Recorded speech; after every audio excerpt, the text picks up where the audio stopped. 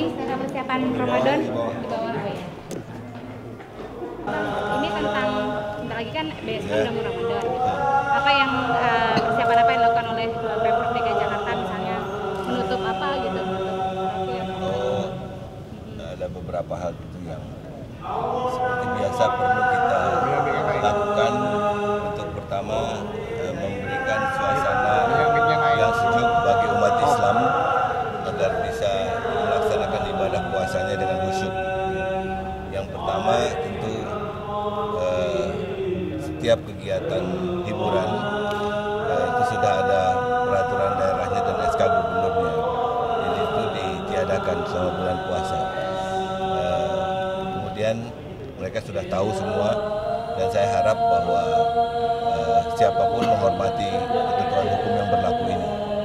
Kemudian yang kedua, itu juga sudah mengumpulkan pimpinan-pimpinan dari umat beragama di Provinsi DKI Jakarta untuk mengajak dan bekerja sama-sama memelihara ukhuwah, ya, menjaga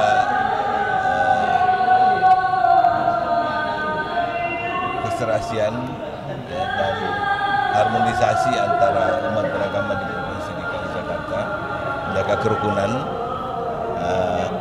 Dengan begitu, saya kira langkah-langkah awal yang kita tempuh sudah cukup. Selain daripada itu, saya, Pak Kapolda dan Pangdam pada setiap kesempatan juga menghimbau masyarakat untuk menjaga suasana ini di lingkungannya masing-masing. Jadi mulailah dari keluarga masing-masing, RT, RW masing-masing, sehingga dengan demikian secara keseluruhan nanti Jakarta ini bisa diciptakan atau dijamin suasana keamanan dan kenyamanannya bagi umat Islam khususnya. Kemudian kita tentu atau seluruh aparat terkait ini kan punya tanggung jawab masing-masing. Bersama masyarakat dia akan melaksanakan untuk kegiatan-kegiatannya di lingkungannya masing-masing. Nah, yang kita juga himbau kepada siapapun di Jakarta ini untuk tidak mengambil langkah sendiri-sendiri, karena negara ini negara hukum. Apabila terjadi hal-hal yang bertentangan dengan peraturan hukum yang berlaku, silahkan laporkan kepada aparat, maka aparat akan segera menindak sesuai dengan sanksi hukumnya. Aparat ini di standby-kan boleh dikatakan 24 jam satu hari dan 7 hari satu minggu. Jadi tidak mungkin kita tidak melaksanakan tindakan tersebut dengan cepat. Dari catatan Polda sementara saja kita sudah men-standby-kan kurang lebih 20.000 petugas khusus untuk mengamankan bulan Ramadan ini. Nah, himbauan secara khusus juga kami berikan kepada kawasan-kawasan yang boleh dikatakan rawan tawuran dan lain sebagainya. Ya. Jadi misalnya di Menteng Tenggulun dan Menteng Atas itu kemarin pun sudah diadakan tidak hanya forum silaturahmi, tapi juga beberapa hari mereka mengadakan retreat untuk memperdalam silaturahmi tadi dalam rangka menjaga ukhuwah dan menjaga suasana di bulan Ramadan. Kemudian saya yang terakhir tentu menyambut baik zikir dan salawat nariyah khususnya yang dilakukan oleh pengurus besar Gerakan Pemuda Ansor ini, karena ini merupakan saya kira cara yang paling baik dan paling efektif ya, untuk menyambut bulan Ramadan. Ya. Ini juga sebetulnya merupakan tradisi di berbagai tempat di ibu kota Jakarta ini, kelompok-kelompok masyarakat dan dari berbagai strata, khususnya orang Betawi biasanya dia menyelenggarakan zikir, selawatan, dan ada juga yang melaksanakan ruahan ya, khusus untuk menyambut bulan Ramadan ini. Dan begitu ikhtiar di satu sisi perlu kita laksanakan, tapi juga kita mohon ridho Allah supaya kita bisa beribadah dengan baik dan mudah-mudahan ibadah kita diterima Allah Subhanahu wa taala. Ya, terima kasih. Ya kan tadi udah saya ulangi bahwa negara ini negara hukum, ya, ada aturan hukumnya. maka kalau ada penyimpangan laporkan pada aparat akan segera menindak. Ya, ya petasan memang ada himbauan dari Polda. Ya, kita sudah melakukan sweeping di pasar-pasar. Kita akan juga tentu menertibkan karena sekarang ini kan petasan ada kecenderungannya pertama dia sudah bisa membahayakan karena kalau dimensinya semakin besar itu semakin membahayakan tidak hanya untuk rakyat orang banyak di sekitar itu tapi juga untuk yang menyalakan ya. Atau kemudian yang kedua ini adalah pemborosan. Petasan itu tidak murah. Ya. Sementara di sisi lain kita tahu banyak kaum muslim, saudara-saudara kita, sahabat kita yang memerlukan uluran tangan, bantuan untuk bisa nanti dia melaksanakan ibadah puasanya dengan baik. Di sisi lain ada orang yang bakar-bakar petasan ini dengan dana yang tidak sedikit. Saya kira ini bukanlah perilaku muslim yang bijak, ya, yang sesuai dengan perintah Allah. Ya.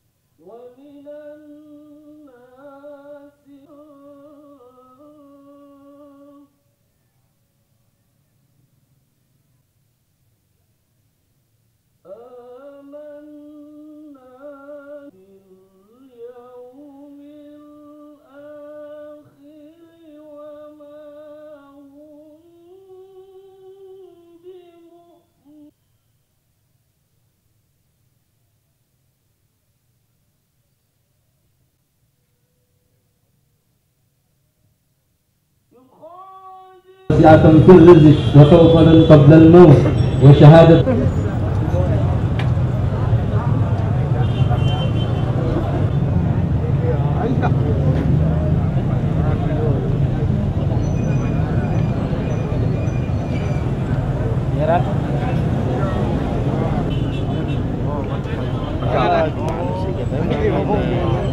negara Giri Bajra yang disebut dengan Prabu Joro Sando.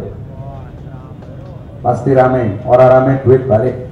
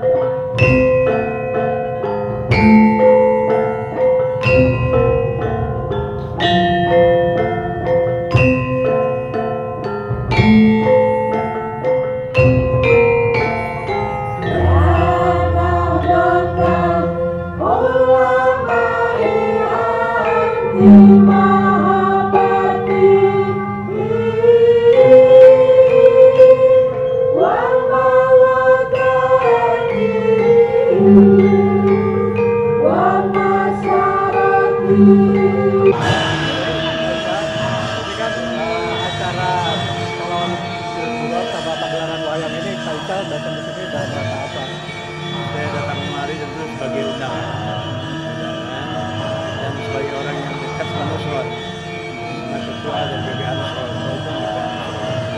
Nah, di sini tadi saya mendengar satu yang sangat menarik, bagaimana Ansor melakukan kajian bagaimana Islam dengan satu pilar-pilar kebangsaan kita dengan NKRI, Pancasila, dan Bhinneka Tunggal Ika. Ini suatu yang sangat menarik dan kesimpulannya adalah ketiga pilar-pilar itu hanya sejalan dengan ajaran Islam. Kalau itu dikembangkan secara terbuka dan kita bisa menelusuri dakwah-dakwah Islam yang daripada lain yang bersahabat, yang kemudian betul-betul beragama Islam dan rahmatan lil alamin, rahmat bagi seluruh alam dan sahabat, maka ajaran-ajaran Islam yang tidak bersahabat yang menurut saya adalah ajaran Islam yang salah itu bisa kita hambat. Ya, kalau seumpamanya yang Islam yang beragama dan sebagainya, dan yang terbunuh juga umat Islam sendiri banyak. Jadi perlu ada pengisian atau pendapat-pendapat seperti ini di anak-anak muda kita, baik pelajar maupun mahasiswa. Saya tadi mengajak dari pemuda Ansor dan NU secara umumnya memberikan dakwah yang bersahabat bagi pelajar dan mahasiswa kita. Artinya mendukung gerakan Ansor. Mendukung. Bisa dibilang Golkar sekarang mendukung gerakan Ansor? Bisa saja, karena kalau Golkar pilar begini, pilar Golkar itu sama dengan negara kesatuan Republik Indonesia, Pancasila, Undang-Undang Dasar 45, NKRI dan Bhinneka Tunggal Ika. Kalau itu tidak bertentangan dengan Islam, tentu saja Golkar akan sangat mendukung dan akan sejalan dengan Islam itu sendiri. Dan ini dapat diajarkan pada anak muda kita masuk ke Golkar. Pak, yang terkait lain, ini kemarin pernyataan Pak Marzuki Ali mengenai KPK ingin dibubarkan dan juga ada wacana mengenai pemaafan terhadap koruptor. Saya nggak tahu apa betul ucapannya begitu. Saya yakin bahwa apa yang dilakukan saya slip of the tongue. Ya, jadi itu slip of the tongue. Tapi kalau KPK dibubarkan, Pak Ical setuju? Begini, kalau dasarnya begini, kalau kita melakukan apa itu KPK masih dibutuhkan sekarang. Tapi kalau kita lihat lembaga KPK adalah lembaga yang struktural, ada kejaksaan dan polisian. Selama kejaksaan polisian masih perlu diperbaiki, maka kita masih membutuhkan KPK. Masih dibutuhkan. Padahal lembaga penegak hukum yang sekarang masih belum bisa memenuhi harapan. Mesti terus dibina, dikuatkan, jangan malah dikecilkan. Tadi kalau bilang institusinya dibutuhkan, kalau orang-orang di dalam sekarang berapa gitu? Dan sekarang begini, ya kita tidak bisa menuduh orang seenaknya saja. Kita harus membuktikan apakah keduanya itu benar atau tidak. Tapi harus bisa dibuktikan. Saya kira kalau dimaafkan koruptor, saya kira yang kalau terbukti korupsi jangan dimaafkan. Tetapi yang harus dilakukan adalah bahwa kita melakukan satu insentif perpajakan yang kita lakukan agar seluruh uang-uang kita yang berada di luar negeri masuk ke Indonesia. Kalau itu bisa kita lakukan amnesti pajak. Kalau amnesti pajak dilakukan akan berbanyak sekali gunanya bagi negara ini.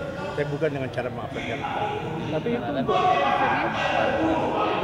kita bikin amnesti pajak bagi orang-orang Indonesia yang punya dana di luar negeri, bawa ke Indonesia dananya, kita bangun semuanya, dan kemudian kita lakukan untuk kepentingan bangsa ini. Tapi kan itu untuk pengemplang pajak, Pak, bukan koruptor. Pak, emang udah berapa status Saya koruptor? tadi bilang tadi, kalau koruptor itu tidak bisa. Tapi kalau soal amnesti pajak bisa kita lakukan. Jadi dengan adanya dengan amnesti itu bisa mereka bayar 2,5%, 2-3%, berapa saja. Agar mereka membawa dana ini kemudian ke dalam negeri, ke dalam negeri. Dan sudah itu bangun Indonesia. Jadi saya yakin jumlahnya akan lebih daripada 100 sampai 200 miliar dolar. 2,5%-nya itu lebih dari 100 sampai 200 miliar dolar gitu berarti. Itunya, pokoknya. Jadi ide untuk memaafkan koruptor itu tidak bisa diterima gitu. Saya tidak bisa memaafkan koruptor. Terus saya katakan tadi, yang bisa adalah progres amnesti.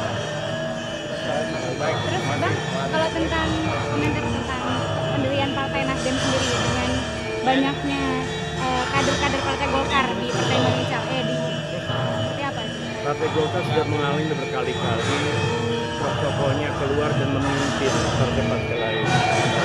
Dan Partai Golkar bersyukur bahwa awak kader di muka perpolitikan nasional itu berada di Partai Golkar. Pak Cahyokumolo itu asal dari Golkar. Pak Prabowo Subianto asal dari Golkar. Pak Wiranto asal dari Golkar. Jadi mereka memimpin partai-partai itu. Dan mereka kemudian memimpin partai itu harus keluar dari Golkar. Jika tidak kita akan bangga kalau dia memimpin partai. Tapi dia masih mengakui bahwa saya masih kader Golkar. Ya, makanya kalau dia kader Golkar ya dia Golkar. Baik kalau partai Nasdem dibiarkan dengan yang sama kan itu lucu juga. Alamat sama lucu juga. Apakah akan ada sanksi tertentu misalnya dikeluarkan dari Golkar? Kita sudah mengatakan bahwa seluruh anggota Golkar yang berada di Nasdem harus mendiri dan sampai dengan tanggal 11 Agustus saya akan datang mengasih tahu pada Partai Golkar apakah dia berada di Partai Golkar atau tidak ke Partai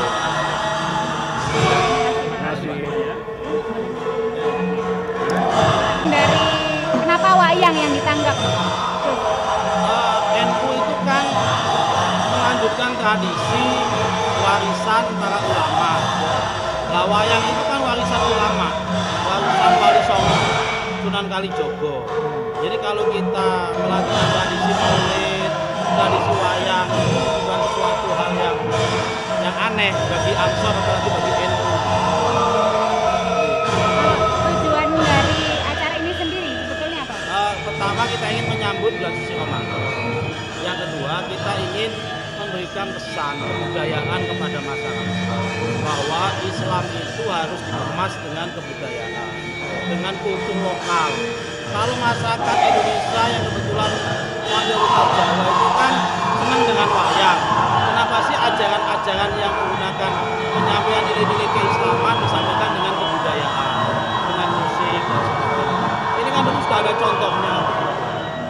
Nah kemudian kalau ini yang kamu suka pasti soal Marzuki Ali ya. Ya, betul. Pertama, pernyataan Pak Marzuki Ali itu sembrono. Oke. Sembrono tidak menampakkan dia sebagai seorang pemimpin nasional. Tidak mengetahui bahwa psikologi massa, psikologi publik. Rakyat ini atau publik ini melihat korupsi sudah sangat muak. Kalau perlu rakyat itu membutuhkan KPK tiap kecamatan. Kalau perlu.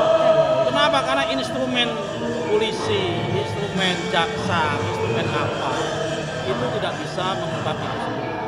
Rakyat menginginkan KPK yang kuat atau lembaga otoritas hukum yang kuat apapun namanya.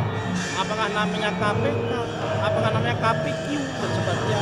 Itu mereka membutuhkan. Nah kalau koruptor mau minta dimaafkan begini, kalau dia sudah mengembalikan duitnya, kemudian dia sudah menjalani hukuman, dia mau tobat nasuka, tidak mau menjalankan lagi, ya kita maafkan.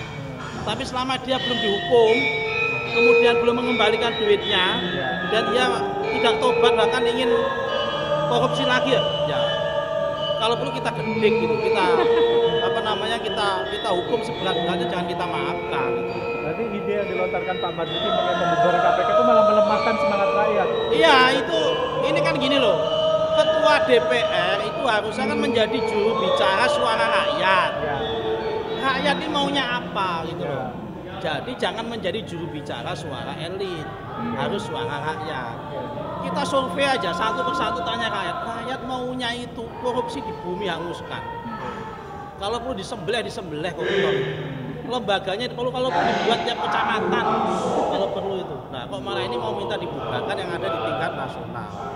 Nah, itu maunya. Kecuali kalau polisinya sudah kuat, jaksanya sudah kuat, sudah betul-betul komite, nah itu lain cerita. Ini kan belum. Bahwa memang betul KPK itu lembaganya ad hoc, dibuat dalam rangka untuk itu. Tapi apakah pertama korupsi itu makin hari makin berkurang, kemudian polisinya makin kuat, jaksa makin kuat. Nah, untuk menjawab itu jangan tanya polisi, jangan tanya jaksa, pasti akan subjektif. Tanya aja kepada rakyat yang tahu itu. Tanya satu persatu, jawabannya pasti belum Pak. Pasti gitu semua. Jadi Pak Marzuki tidak pantas mengeluarkan kata-kata seperti itu ya? Ini bukan masalah pantas tidak pantas. Harusnya Pak Marzuki itu mengerti.